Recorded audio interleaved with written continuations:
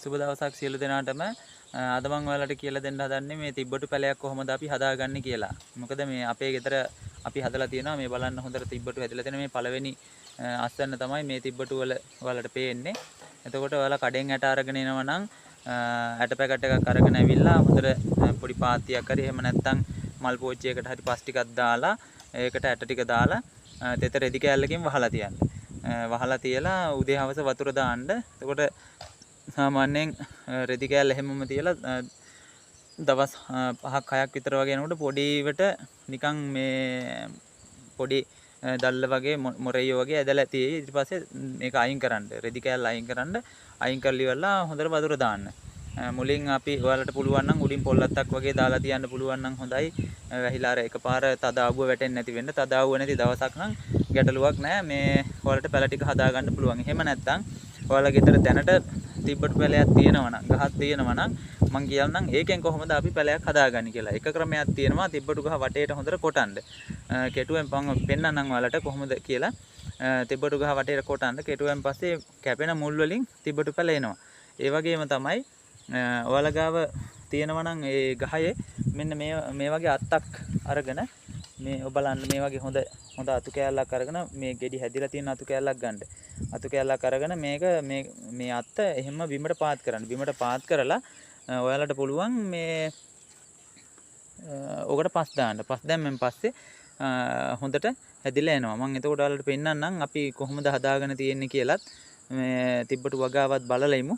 කොහොම බලන්න හොඳට තිබ්බටු හැදිලා තියෙනවා. දැන් මේ පළවෙනි පාර පළවෙනිම මේ අස්වැන්න තමයි මේ හැදිලා තියෙන්නේ. හොඳට ඔයාලට බලන්න ගන්න පුළුවන්. ඕම් බලන්න. මේ තව එකක්. එතකොට මේ වගේ කිසිම ලෙඩක් ඇවිල්ලා නැහැ. මේ කිසිම වසවිස ගහලා නැහැ මේ හැම එකක්ම හොඳට මේ කාබනිකව තමයි අපි හදලා තියෙන්නේ.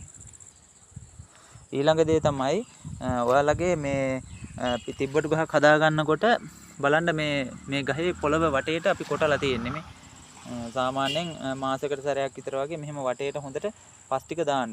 මෙහෙම පස් ටික දානකොට මේ මුල් කැපෙනවනේ. මේ කැපෙන මුල් වලින් ඔයාලට පුළුවන් පැලයක් හදාගන්න. කියන්නේ අපි හදන්න ඕනේ නැහැ. පැලේ නිකම්ම හැදෙනවා. බලන්න මෙන්න මේ හරිය ඔයාලට පැලයක් පේනවා ඇති. ඉන්න මම පෙන්නන්න මේ තියෙන්නේ. මේ පැලයක් හැදිලා තියෙන්නේ. ඉතින් මේකට මම පස් චුට්ටක් ලං කරලා තිබ්බහම මේ පැලේ හොඳට හැදිලා එනවා. ටික දවස් සති දෙක තුනක් ගියාට පස්සේ පැලේ හොඳට හැදිලා එනවා. ඊට පස්සේ මෙතන හොඳට උදැල්ලෙන් කොටලා මේ පස් පිටැල්ලත් එක්ක අරගෙන හිටව ගන්න. මේ බලන්න තව පැලයක් ඇවිල්ලා දෙනවා මේ ගහ මුලේ. මේකත් මේ මුල කැපුණන් පස්සේ එතනින් ඇවිල්ලා තියෙන්නේ. ඉතින් ඒ වගේ පැල හදා ගන්න පුළුවන්. ඊළඟට බලන්නකො මේ ඕම් බලන්න. මේක නම් තව පළදාව නැහැ. ඒ වුණාට කිසිම ලෙඩක් නැතුව හොඳට තියෙනවා.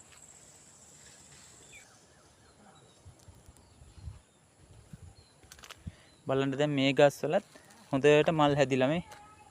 ඔන්න හොඳට මල් හැදිලා තියෙනවා. මේ තව පැල. ඉතින් ওই වගේ මේ හැම පැලයකටම අපි පස් දාලා තියෙන්නේ. ඕම් බලන්න. පැලේ පොඩි වුණාට මේ බලන්නකො පළදාව කොහොමද කියලා.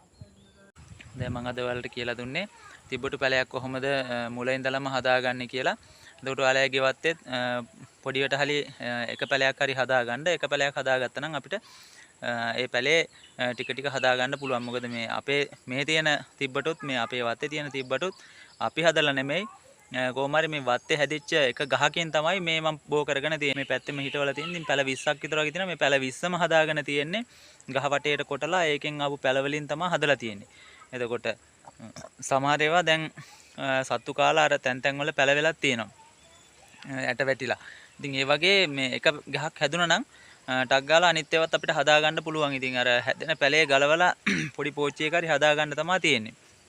මේ ඔයාලත් ගෙවල් වල තිබ්බටු එකක් හදා ගන්න. මොකද මේ රස වගේම ලොකු ගුණයක් තියෙන දෙයක් තමයි මේ තිබ්බටු කියලා කියන්නේ. අනික තමයි අපි කඩේක ගන්න ගියත් හොයාගන්න නැහැ.